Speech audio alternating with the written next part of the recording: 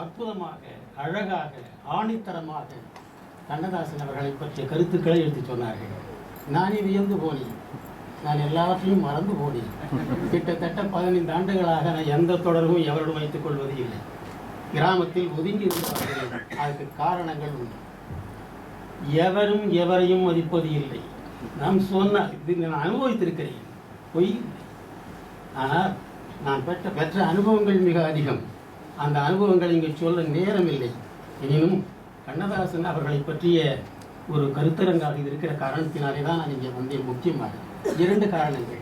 கண்ணதாசனுக்காகவும் இன்னொன்று Michael Faraday அவர்களுக்காகவும் வந்தேன். என்னுடைய நண்பர் மாணவர் ராசாராம் பாலுசாமி அவர் இருக்கிறாருன்னு எனக்கு தெரியாது. வந்த பிறகு மைக்கேலும் அவர் சொல்லியிருக்கிறார்கள். ஆக இந்த 2 பேருக்காகத்தான் இந்த கருத்தரங்கிலே நான் கலந்து கொள்ளுகிறேன். காரணம், மிகப்பெரிய கவிஞர் கண்ணதாசன், அதில் ஐயமே இல்லை. ஆனால் அவர் வாழ்ந்த காலத்திலே அவரை கவிஞர் என்று எவரும் ஏற்றுக்கொள்ளவில்லை. இது உண்மை. இது பாரதியார் பாரதிதாசனுக்கு பிறகு தமிழகத்திலே கவிஞர்களே இல்லை என்று சொல்லிக் கொண்டிருப்பார்கள். அது ஒரு வழக்கமாக இருந்தது. ஆனால் நான் டாக்டர் பட்ட ஆய்வு டாக்டர் பட்டம் செய்ய வேண்டும் என்று நினைத்த நேரத்தில் கம்பராமாயணத்தில் கற்பனை என்று முடிவு செய்தேன். என்னுடைய வழிகாட்டிய பேராசிரியர் கம்பராமாயணமே கற்பனை தானே, அதில் என்ன கற்பனை இருக்கிறது என்றார். நான் வியந்து போனேன். எத்தனையோ அறிஞர் பெருமக்களுடைய கருத்துக்களை எல்லாம் கேட்டு நான் அதிர்ந்து போயிருக்கிறேன்.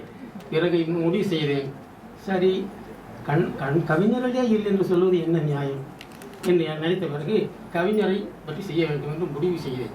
அதற்கும் ஒரு காரணம் உண்டு. நான் கவிஞரை சந்தித்தது முதலில் அப்பொழுது காந்தி கண்ணதாசன் அவர்களுக்கு 10 வயது இருக்குமோ எனக்கு தெரியவில்லை. இப்பொழுது வயது 60 என்கிறார். எங்கள் தென்றலிலே ஒரு கவிதை வெளியாயிற்று. என்னுடைய கவிதை, அதாவது புறப்படு நீ போவோ என்கிற ஒரு கவிதை வந்தது. அது அந்த தென்றல் அலுவலகத்திலே பணியாற்றி கொண்டிருந்தே புகழேந்தி என்பவர் கேட்டுக்கொண்டதற்கு இணங்க நான் அந்த கவிதையை அந்த இதழுக்கு அனுப்பினேன். அந்த இதழில் வெளியாயிற்று.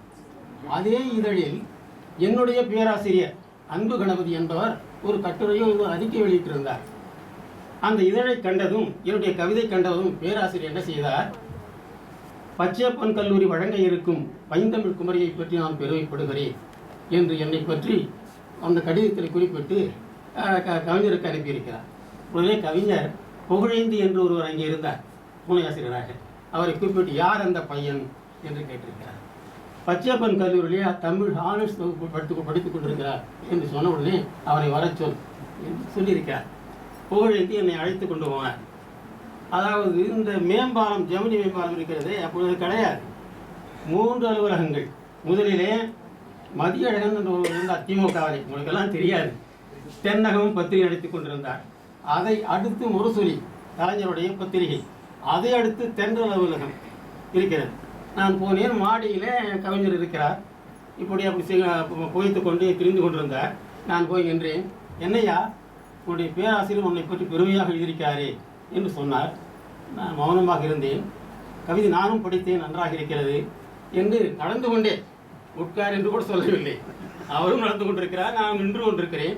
இப்படி என்னை நன்றாக இருக்கிறது என்று பாராட்டிய உடனே நான் யோசனை செய்தேன். இதற்கு முன் நான் அண்ணாவுடன் பழகியிருக்கிறேன்.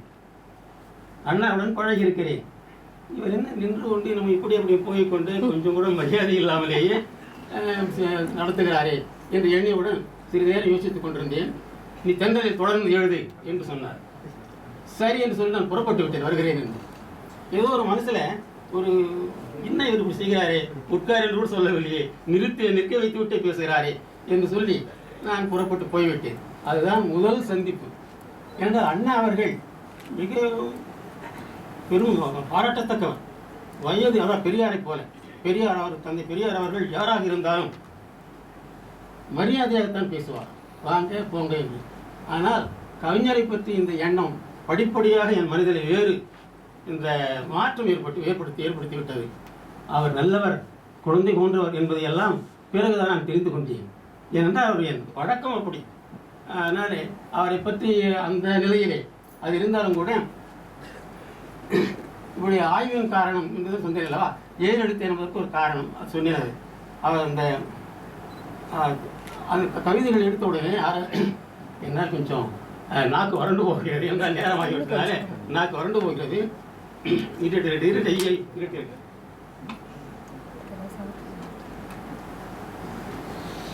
அந்த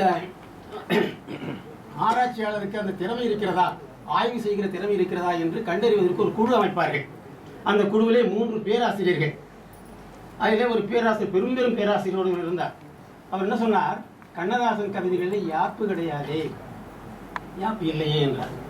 உண்மையா? இல்லையே, யாப்பு இருக்கிறது என்று சொன்னேன். அப்படி என்றால் ஒரு கட்டுரை எழுதி கொண்டு வாருங்கள் என்றார்.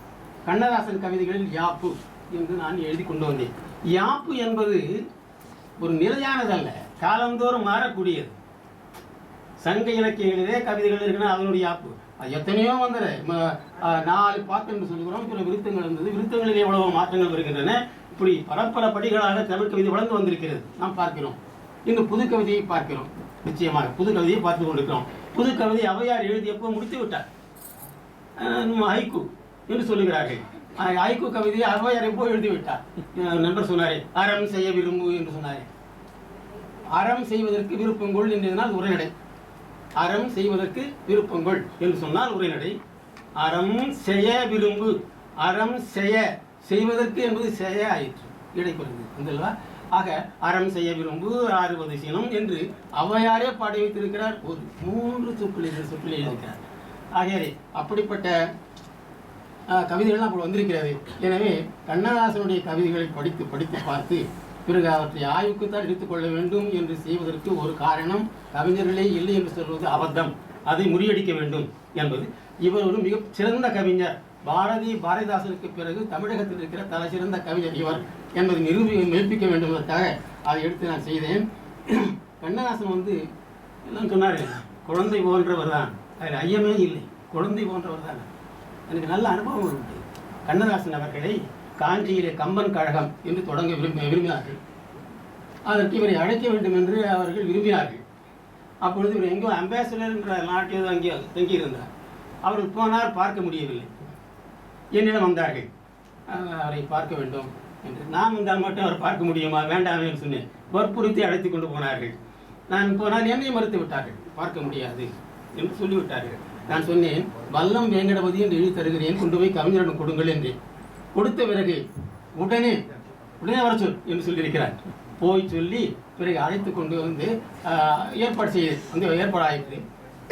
அந்த விழாவிற்கு அவரை அழைத்து கொண்டு போக வேண்டிய பொறுப்பும் என்னுடைய ஆயிற்று. கவிதா ஹோட்டலிலே இருக்கிறார் அவர். ஒரு பகல் 2 மணிக்கு போகிறேன். வாங்க வெங்கடபதி, நீங்கள் வர எனக்கு சுத்தமாக இருக்கிறேன். அதான் ஆச்சு, குடிப்பழக்க முடியவில்லவா, நமக்கு அவ்வளவு மரியாதை, அதாவது நான் வருகிறேன் என்பதற்காக நீங்கள் குடிக்காமல் இருக்கிறார்களா என்று நான் வியந்து போனேன். அப்படிப்பட்ட நல்ல மனமுடியும். சரி, 2 மணிக்கு போனேன். அந்த கவிதா ஓட்டுறதுக்கு சொன்னார், நாம் 4 மணிக்கு போட்டு போகலாங்க, வீட்டுக்கு வாருங்கள் என்றார். சரி, 4 மணிக்கு காந்தி கண்ணதாசனுடைய வீட்டுக்கு போனேன். போய் உள்ளே போன உடனே யார் என்று கேட்டார்கள். அவர்கள் தாயார் பார்வதி அம்மையார். என்ன இதுபோல கவிஞரை அழைத்து கொண்டு போக வேண்டும் காஞ்சிபுரத்துக்கு என்று. அவர் தூங்கி கொண்டிருக்கிறாரே என்று சொன்னார்கள். என்னடா இது, சரி நான் உட்கார்ந்து கொண்டிருந்தேன். ஒரு நிமிடம் ஆகவில்லை, கவிஞர் எழுந்து வெளியே வந்தார். தோள்பட்டை தேய்த்து கொண்டு, எறும்பு கடித்து விட்டது, நீங்கள் வந்திருக்கிறீர்கள் என்று தெரிந்தோ என்னவோ தெரியவில்லை, எறும்பு என்னை கடித்து விட்டது என்று சொன்னார். சொல்லிவிட்டு உடனே போனார். ஒரு பனியன் போட்டுக்கொண்டு வெளியில் வந்தார். போகலாம் என்ன பனியன் போட்டு வர்றாரு, இப்படியே போகலான்னு சொல்றாரு. கவிஞர் அந்த தெருவில் போய் கார் இருக்கிறது, காரில் நான் நிற்கின்றேன், அவர் வந்திருக்கிறார். அந்த நடு தூரத்தில் அந்த சட்டையை தேய்த்து கொடுத்து கொண்டிருக்கிறார். நான் நம்ம யார்கிட்ட அதை எடுத்துக்கொண்டு அவர் ஓடி வருகிறார். ஓடி வந்த பிறகு அந்த சட்டையை போட்டுக்கொண்டு சரி போகலாம் என்று புறப்பட்டு போனோம். போகிற பொழுதெல்லாம் ஒரு பாடலை வாசித்துக் கொண்டே வந்தார். வசந்தகால நதிகளிலே வைரமணி நீரலைகள், அந்த பாடலை ரசித்துக் கொண்டே வந்தார். அது ஒரு நிகழ்ச்சி அவருக்கு நான் பார்த்தது. அடுத்து இன்னொரு நிகழ்ச்சி, அவர் குழந்தை என்பதற்கு வடவழியிலே நினைக்கிற வடவழியிலே ஒரு லாட்டில் இருந்தார். நான் போனேன் பார்ப்பதற்காக. கதவை மூடி இருந்தது. கண்ணப்பன் வெளியில் உட்கார்ந்து கொண்டிருந்தார், உதவியாளர். கதவை தட்டினேன். அவர் சொன்னார் இருங்க, அப்புறம் வெளியே போனார். நான் கதவை தட்டினேன். கதவை திறந்த உடனே உள்ளே போனேன். வள்ளி அம்மையுடைய 3வது மனைவன் கருதுகிறேன். வள்ளி அம்மை என்னை பார்த்த உடனே வேகமாக உள்ளே போனார்கள். வள்ளி அம்மை போய் வா, ஏன் உள்ளே போறவா என்று அழைத்து, இவர் யாரும் இல்லை, நம்முடைய நண்பர் தான், என்னுடைய கவிதைகளை ஆராய்ச்சி செய்கிறார் என்று சொல்லி அறிமுகப்படுத்தி விட்டு அனுப்பினார். இன்னொருவராக இருந்தால் சொல்ல மாட்டார்கள் அப்படி. ஆக உள்ளூர, அதாவது உணர்ச்சிகள் ஒன்றோடு கலந்த உறவை பெற்றிருந்ததால் தான் அவர் செய்திருக்கிறார் என்பது என்னுடைய எண்ணம். அடுத்து மது பழக்கம் என்றெல்லாம் சொல்லுகிறார்கள் இல்லவா? மது பழக்கம், அவர் அந்த மது பழக்கம் கண்ணதாசன் காந்திகணேசன் அழகாக சொன்னார்கள். அது உண்மைதான். இது அந்த 7 நாட்களுக்கு கவிதா ஹோட்டலிலே பாடல் எழுதி கொண்டிருக்கிறார்கள். விஸ்வநாதன் இசையமைக்கிறார். பாக்யராஜ் நினைக்கிறேன் எழுதி கொண்டிருக்கிறார். பல்லவி இன்று சுகமான இரவு, இன்று சுகமான இரவு, இது என்றும் பிரியாத உறவு எழுதி முடித்தாயிற்று. விஸ்வநாதன் இசையமைத்துக் கொண்டிருக்கிறார். பாக்யராஜுக்கு அவளை எடுபடவில்லை அந்த பல்லவி. திரும்ப திரும்ப வருகிறார். விஸ்வநாதன் கிட்ட இன்னும் காதை கடிக்கிறார். இப்படி காலம் போயிட்டு மணி 8 ஆயிற்று. சரி, எல்லோரும் அருந்து விழுதாக சாப்பிட்டு வரலாம்னு போய்விட்டார்கள். அவர்கள் கவிஞர் உட்கார்ந்து கொண்டிருக்கிறார். அங்கே எல்லாம் அந்த அடிக்கிறார்கள், அவங்களும் கீழே உட்கார்ந்து கொண்டிருக்கிறார்கள். எல்லாரும் போய்விட்டார்கள். அப்படி உட்கார்ந்து கொண்டிருக்கிற நேரத்தில் அவர் ஒரு பாட்டில் கொண்டு வச்சா ஒருத்தன் குடிக்கிறது பாட்டில். அதுக்கு முந்தி ஒருவர் வந்தார் கண்ணதாசன் இடத்துல. ஐயா, அம்மா பணம் வாங்கி வர சொன்னாங்க. பணமா? அதெல்லாம் ஒன்றும் இல்லை, போப்பா, எங்கிட்ட பணம் கிடையாது. அவருடைய மகள், வள்ளியம்மனுடைய மகள் பேர் என்ன, விசாரி, 7 வயது இருக்கும், தூங்கி கொண்டிருந்தார். அவளை எடுத்துட்டு போப்பா, பணம் இல்லை, போய் வாங்க. அவன் போன பிறகுதான் அந்த பாட்டில் வந்தது அந்த மேசைக்கு. என்னை பார்த்து கேட்டார், இதன் விலை என்ன தெரியுமா என்று கேட்டார். எனக்கு என்னையா தெரியும் என்றேன். 500 ரூபாய் இது. அவர்கள் கேட்டது 500 ரூபாய் இல்லை என்று சொல்லி அனுப்பிவிட்டார். ஆனால் அந்த பாட்டில் என்கிறது 500 ரூபாய் குடித்து விட்டு அப்படியே இருந்து எல்லாம் போயிட்டாங்க. அவங்க சபையெல்லாம் அடிக்கிறவன் ஒவ்வொருவரெல்லாம் உட்காந்துருந்தான். என்ன செய்தார் தெரியுமா? அவருக்கெல்லாம் கொடுத்தார், சாப்பிட்டு சொல்லிட்டு கொடுத்தார். அப்படி இவர் சாப்பிட்டார். அந்த நேரத்தில் இருக்க அதிகமாக நினைவிக்கும், சிறிய பெரிய எமக்கியும் மண்ணே, கொஞ்சமாக கல் கிடைச்சா எனக்கு கொடுப்பான். பெரிய கட்பெரினே, நிறைய கல் இருந்தா எமக்கீண்டு பிறகு தான் ஒன்றும் மண்ணி எமக்கு கொடுத்து விட்டு பிறகு அவர் இருந்துவா என்று சொன்னாரே. அந்த பெரிய உள்ளம், யாரோ ஒருத்தவங்க அவரையும் தரணும் எண்ணாமல் இல்லாமல் அவருக்கு கொடுத்து விட்டு அவர் அருந்திய அந்த பாங்கு என்னுடைய இதயத்தை மிகவும் கவர்ந்த ஒன்று என்று சொல்ல நான் விரும்புகிறேன். அடுத்து, சொந்த சரக்கு இல்லை அவர் பாடல். முன்னோர்கள் எழுதி வைத்ததைத்தான் இவர் சொல்லிக் கொண்டிருக்கிறார். அவராக ஒன்று சொந்தமாக படைத்து விடவில்லை என்ற ஒரு குற்றச்சாட்டு உண்டு அவர் மீது. ஆமாம், சொந்தமாக என்ன செய்யுது? வாழப்பெண் குதிக்கிறது. அப்படியே எப்படி குதிக்க முடியும்? பாட்டம் பாட்டிலாம் அப்பா இல்லை, அப்பா இல்லை, நீ இல்லை, என்னடா இது வியப்பாக இருக்கிறது. நிச்சயமாக ஏதோ ஒரு மூலம் இருக்கத்தான் வேண்டும். முன்னோர்கள் சொந்த வழிதான் செய்ய முடியும். எனக்கு கூட ஒரு அனுபவம் உண்டு. நான் ஆனர்ஸ் படித்துக் கொண்டிருந்த காலத்தில் எங்கள் ஊரில் இருந்து கூட்டு சாலையிலிருந்து பஸ் ஏறி சென்னைக்கு வர வேண்டும். அப்படி உட்கார்ந்து கொண்டிருந்த பொழுது மழை வானம் கருத்திருந்தது. ஒரே இடி அடிக்கிறது, புயல் மாதிரி காற்றடிக்கிறது. என்னுள் ஒரு உத்வேகம். அதை பார்த்த உடனே ஒரு கவிதை உருவாகி, இருண்டன திரண்டன எழுந்தன, இருண்டன திரண்டன எழுந்தன, இடி இடி எனக்கு புரிந்தன, வெறுண்டன விரைந்தன விண்ணெல்லாம் வெண்முகில் தமிழ்முடல் அழிந்தன என்று ஒரு பாடல் உருவாயிற்று. அதை அப்படியே எழுதி மாநில கல்லூரிக்கு நாங்கள் போவோம் வகுப்புக்கு. அங்கே ஒரு தபால் பெட்டி இருக்கோம், அதில் போட்டு எழுதி போட்டு விட்டு சுரேசமித்திரனுக்கு மறுநாள் ஞாயிற்றுக்கிழமை அதில் வெளிவந்தது. அது மாதிரி கதை. ஆக எனக்கு ஒரு சந்தேகம், இது எப்படி நாம் எழுதணும், இந்த ஓசை எப்படி நமக்கு வந்தது என்று நினைத்த பொழுது பல மாதங்கள் கழித்து கலிங்கத்து பரணியை படிக்கிற பொழுது எனக்கு வந்து விடுவிடு அதில் ஒன்று இருக்கும். அதாவது விடுவிடு கரிக்குழாம் என்று ஒரு பாட்டு வரும். எழுத்ததோ இகலொலி கடலொலி இகக்கவே என்று வரும். அந்த பாட்டினுடைய அந்த அச்சு, அந்த ஓசை அமைப்பு அப்படியே நம்முடைய மனத்தில் பதிந்து போயிருக்கிறது. அந்த ஓசையினுடைய அடிப்படையிலே தான் அந்த கவிதை உருவாயிற்று என்றுதான் நாம் நினைக்க வேண்டியிருக்கிறது. ஆகையால அடிப்படை இல்லாமல் எதுவும் வராது. விதைக்காமல் அறுவடைக்கு விளையுமா? விதைத்தால் தான் விளையும். எனவே அதை ஒரு பெரிய குற்றச்சாட்டாக எடுத்து சொல்லிக் கொண்டிருந்தார்கள். அது தவறு என்பதுதான் என்னுடைய அனுபவத்திலிருந்து நான் உணர்ந்து இருக்கிறேன். அடுத்து நிறைய பேசுகிறேன், என்னால் பேச முடியல. இருந்தாலும் ஒரு சில குறிப்புகள் சொன்ன, அதாவது திரைப்பாடல்களை பற்றி சொன்னாங்க. ஒரு கவிஞர் நான் இலக்கிய கவிதைகள் தான் செய்தேன், திரைக்கவிதைகள் எடுத்துக்கொள்ளவில்லை. ஏனென்றால் அதில் ஒரு கவிஞருடைய முழு ஆளுமை வராது. அங்கே இசைப்பாடல் சொல்லுவான், டைரக்டர் அதாவது இயக்குநர் சொல்லுவார், நடிகர் இது 3 எழுத்தில் மூச்சு இருக்குன்னு பாடுவார். எல்லாம் நான் சொல்லிட்டு இருப்பாருங்க. அதுக்கு ஏற்றவாறு தான் கவிஞர் எழுத வேண்டாம், அதை மீறி எழுத முடியாது. ஏனென்றால் அந்த நாட்களுக்கு பாடல் எழுதுகிற பொழுது நான் கேட்டேன், என்னையா இப்படி துன்புறுத்துகிறாரு, நீங்கள் பாடல் எழுதுகிறீர்களே கேட்டு சொன்னார், பணம் வேணும் கணபதி, பணம் இல்லைன்னா என்ன பண்ணுறது, அதுதான் எழுதுறேன், அந்த தொல்லைகள் என்றால் நான் எழுதவே மாட்டேன்னு சொன்னார். ஆக அந்த அந்த பாடல்களிலே சிலவற்றை இங்கே அவருடைய ஆளுமை எப்படி இருக்கிறது. இலக்கிய கவிதைகளை விட்டு விடுவோம், திரைக்கவிதைகளிலே அவர் எப்படி முத்திரை பதித்தார் அதை பற்றி பலர் பேசினார்கள். அதாவது திரைக்கவிதையில் சில பாடல்களை நான் சொல்ல விரும்புகிறேன். தங்கப்பதக்கம் என்று கருதுகிறேன். தங்கப்பதக்கம் அதில் தந்தை மகனுக்கு இடையிலே போராட்டம். தந்தை பெரிய காவல் அதிகாரி, மகன் ஒரு போக்கிரி, தந்தையின் சொல்லி கேட்பது இல்லை, அவன் இருப்பதற்கு போய் கொண்டிருக்கிறான். பெரிய இடி, அவன் செய்த ஒரு பெரிய கொடுமை அவரை பெரிதும் தாக்கி விடுகிறது. ஒரு பாடல் வருகிறது, அதில் ஒரு அடி வரும். அதாவது மனம் என்பது பூ போன்று வைத்திருந்தேன் மனம் என்பதை, பூ போன்று வைத்திருந்தேன் மனம் என்பதை அதில் பூனாகம் புகுந்து கொண்டு உற வேண்டது. மனசை பூ போல வச்சிருந்தேன், தங்கப்பதம், அது பூ போல வச்சிருந்த மனசை அதில் பூனாகம் பாம்பு புகுந்து கொண்டு உறவென்றது என்று சொல்றார். அது அடுத்து சொல்றார் கடைசியில, அதாவது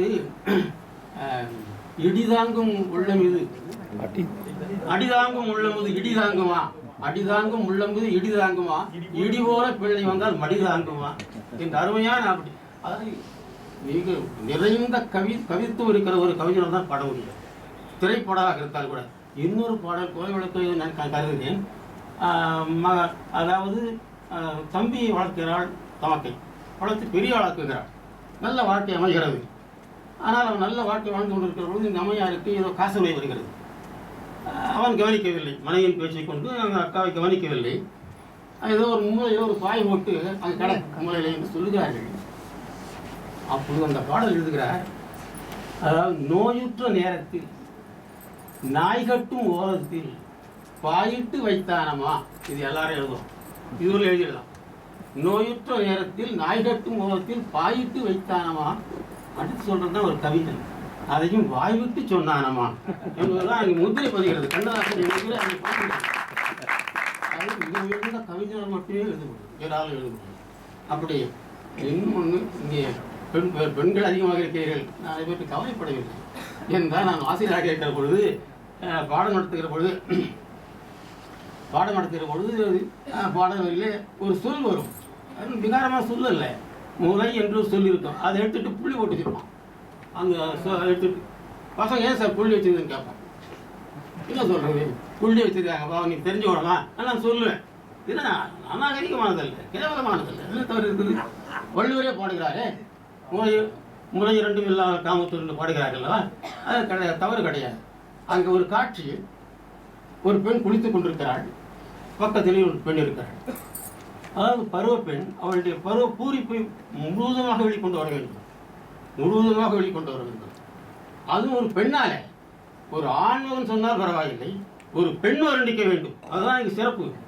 குளித்துக் கொண்டிருக்கிறாள், அதாவது அந்த பெண் சொல்லுகிறாள், கண்ணுபட போவது கட்டி கடி சாலையை. எளிமையான சொற்கள், மிக தெருவில் போகிற பாமரனுக்கு கூட விளங்குகிற சொல். கண்ணுபட போவது கட்டி கடி சேலையை. அடுத்தது, பொண்ணுக்கே ஆசை வரும் போட்டுக்கொடி ரவிக்கையை. என்ன அற்புதமாக பாடினவர், 4 வார்த்தைகள் சொல்லு.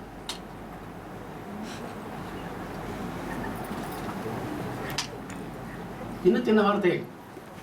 இதை இன்னொருத்தர் பாடினதுக்கு முன்ன மார்பா என்னை மன்னிக்க வேண்டும், தவறாக நினைக்கக்கூடாது. நீங்கள் எல்லாம் மாணவிகள் எல்லாம் இது ஒன்றும் கிடையாது.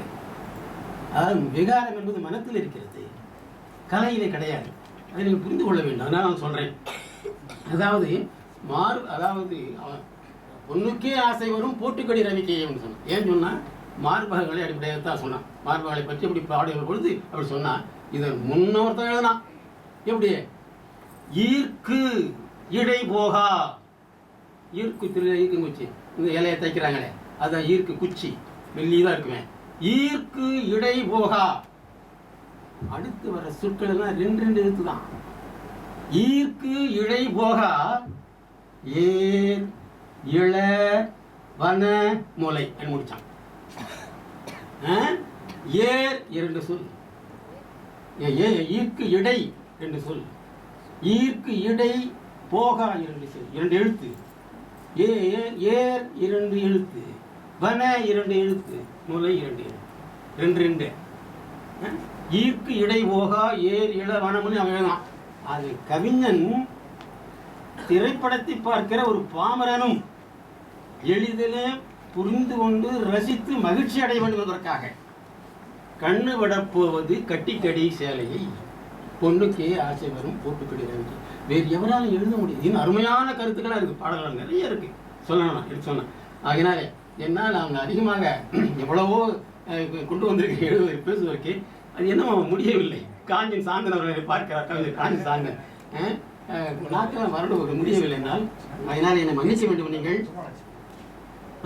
நீங்கள் மன்னிக்க வேண்டும். ஒன்று, நான் இங்கே வந்து ரொம்ப பெருமைப்படுகிறேன் தெரியுமா?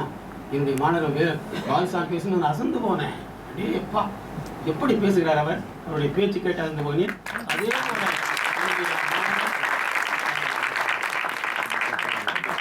பாருங்க, அருமை நண்பர் காந்தி கண்ணதாசன் அவர் பேசும்போது ராஜாராம் வந்திருக்கிறார். அவர் பேச்சை தான் கேட்க போறேன் நினைக்கிறேன். ஆகிய என்னை மன்னிக்க வேண்டும். என்னால் இயலவில்லை, தினமும் தெரியவில்லை, நாட்கள்லாம் வறண்டு போகிறது.